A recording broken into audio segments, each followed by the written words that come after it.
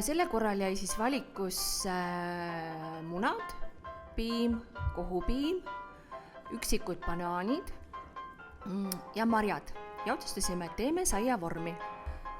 Lapsed said siis ise otsustada, et mismoodi nad oma saiavormi sellel korral teevad. Et kes tahtis, võis ära tükeldada oma banaanid, kes tahtis, võib panna nad kreemi sisse.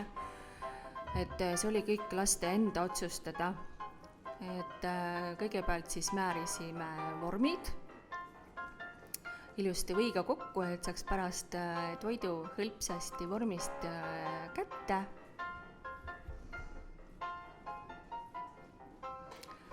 Siis valmistati kreem, jällegi lapsed siis said ise otsustada, kas segasid kõik asjad kokku või pandi toit kokku kihiti.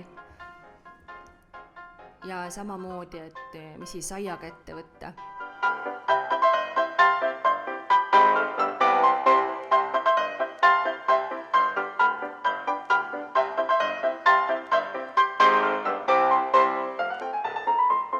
Saiavorm pandi siis kihiti vormi, vajadusel sai teda kaunistada, valati üle muna, piima, suhkru seguga, mis oli väikese vaniljaga maitsestatud.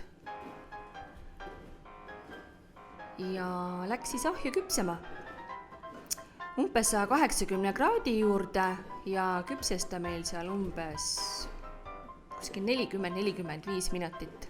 Vahepeal võtsime siis hetkeks välja, vaatasime, millises seisukorras saiavormid on. Saiavormi puhul on siis oluline see, et muna-piima segu oleks kenasti hüübinud, aga saiavorm oleks ise pealt selline mõnusalt krõbe.